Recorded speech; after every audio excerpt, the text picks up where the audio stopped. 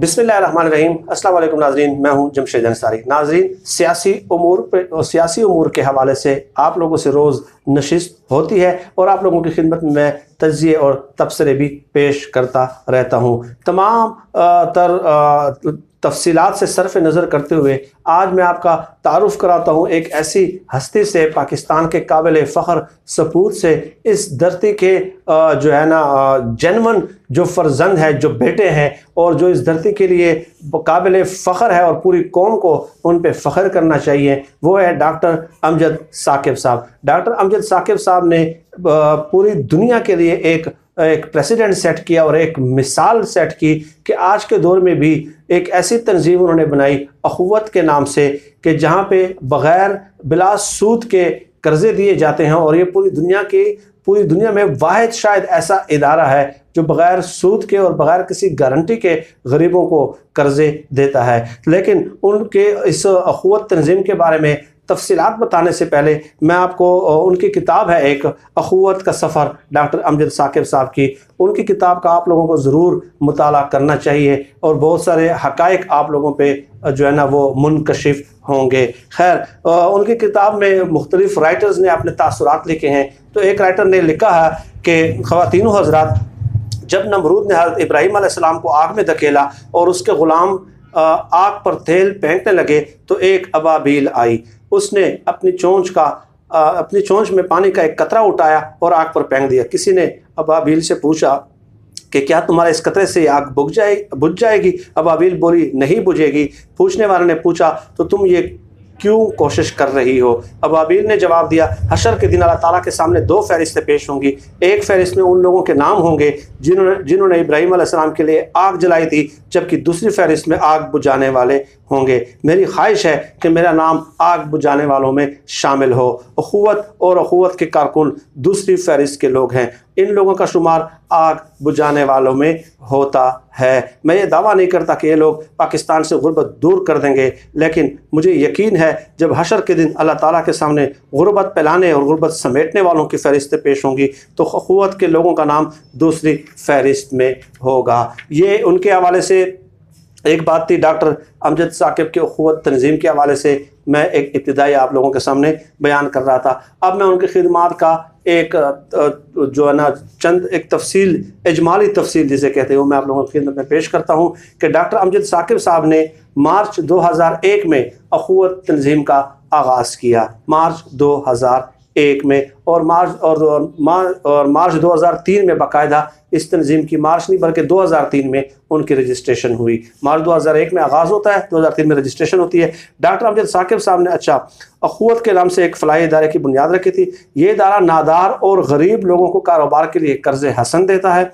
ये कर्ज़ बिला सूद देता है और कर्जदार को ये रकम 10 से 12 अक़सात में वापस करनी होती है। अखुवत एक बाबरकत इदारा है। यह अब तक लाखों ख़ानदानों को अरबों रुपए के कर्ज़ दे चुका है और ये ख़ानदान अपने कदमों पे खड़े हैं। अखुवत एक तिलिस्माती तंजीम है। मुल्क में तंजीम के 150 से ज़ायद दफातर हैं, 1000 के करीब मुलाजिम हैं। तंजीम के दफातर मसाजिद में कायम है।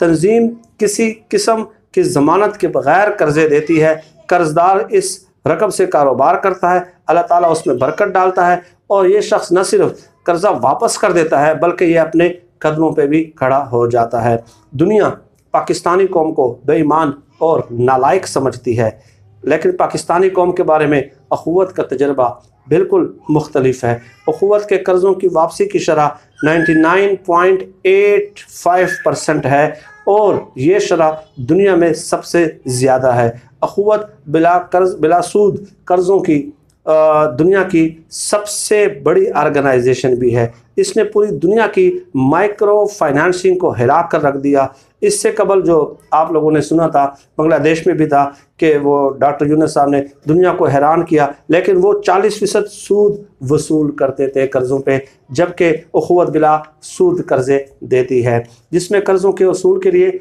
ज़मानत की ज़रूरत भी नहीं होती और जिसका रिटर्न तकरीबन 100% है, यानी 99.85% मैंने आप लोगों को बताया, और ये उसके बावजूद तरक्की कर रही है। अखुवत की इस तरक्की ने दुनिया को हैरान किया और चुनाचे 23 मार्च 2010 को हार्वर्ड यूनिवर्सिटी ने डॉक्टर अमजद साकिब को खिताब की दावत दी। डॉक्टर अमजद साकिब ने 23 मार्च को 2010 को हार्वर्ड यूनिवर्सिटी में जब खिताब किया, उसकी बहुत सारी तफसीलात हैं, लेकिन उन्होंने वहाँ पे ये एक्सप्लेन किया कि हुकूमत आम आदमी की ज़िंदगी में क्या क्या इनकलाब लाई, पाकिस्तानी माशरे ने बिलासूद कर्ज़ों को किस तरह अमानत समझा, दुनिया की पहली और इतनी बड़ी ऑर्गेनाइजेशन कैसे चल रही है, ये ऑर्गेनाइजेशन कैसे फल फूल रही है, और इस ऑर्गेनाइजेशन ने 10 वर्षों में इतना फासला कैसे तय कर लिया, वगैरह वगैरह। ये तमाम तर तफसीलात इस किताब में आप लोगों को मिलेंगी। और डॉक्टर अमजद साकिब साहब की जो गरीब लोगों के लिए है,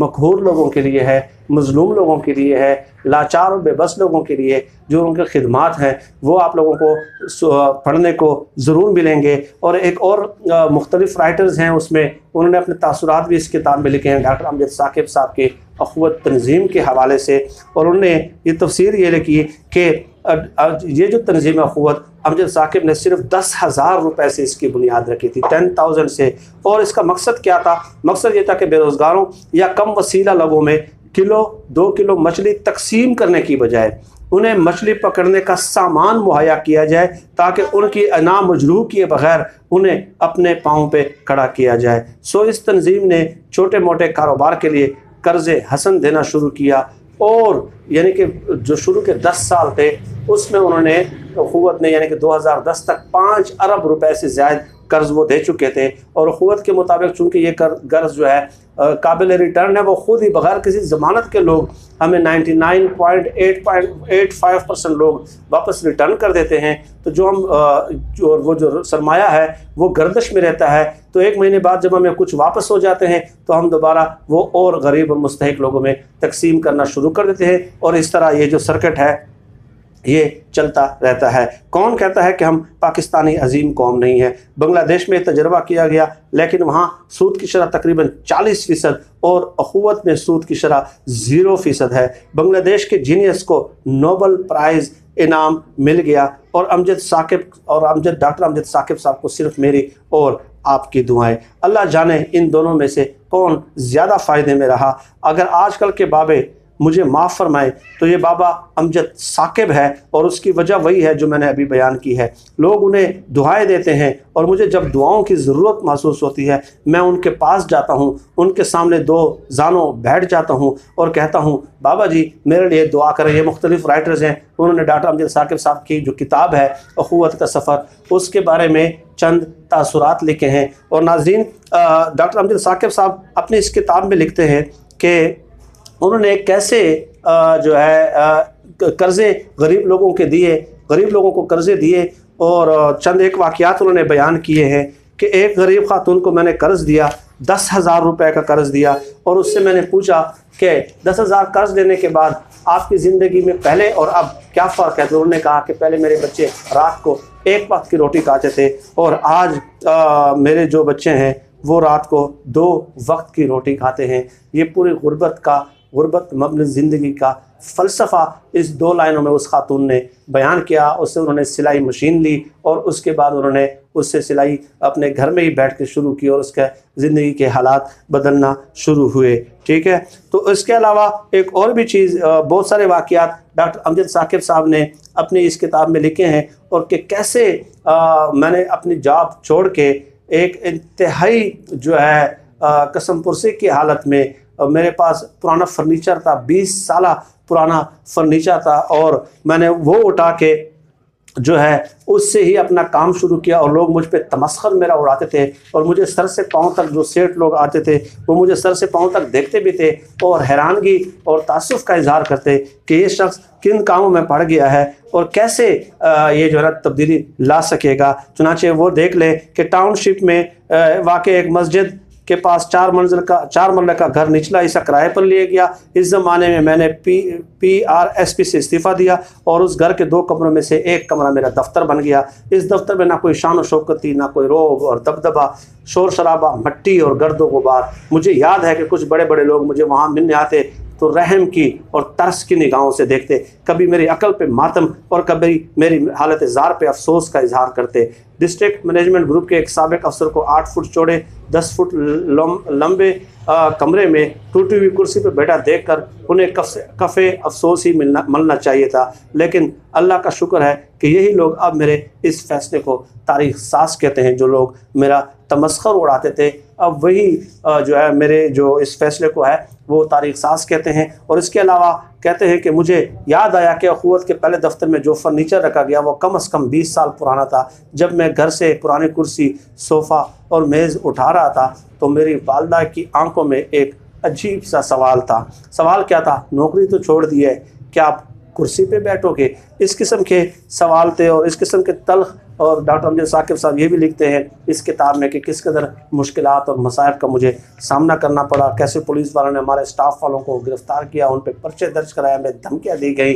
तो ये इस किस्म के हालात के बावजूद भी उन्होंने कहा कि जब गरीब लोग और गरीब ख़वातीन, बेवा ख़वातीन मेरे लिए यकीन कीजिएगा एक हाथ उठाती हैं दुआ के लिए, तो मैं अपने तमाम तकालीफ भूल जाता हूँ, तमाम थकन मैं भूल जाता हूँ। और मुझे ये महसूस होने लगता है कि मैंने अपनी ज़िंदगी का जो मकसद है वो हासिल कर लिया है। और आखिर में नाज़रीन, मैं आपसे एक गुजारिश करूँगा कि अखुवत की फ़हरिस्त में आपके नाम का खाना अभी तक खाली है।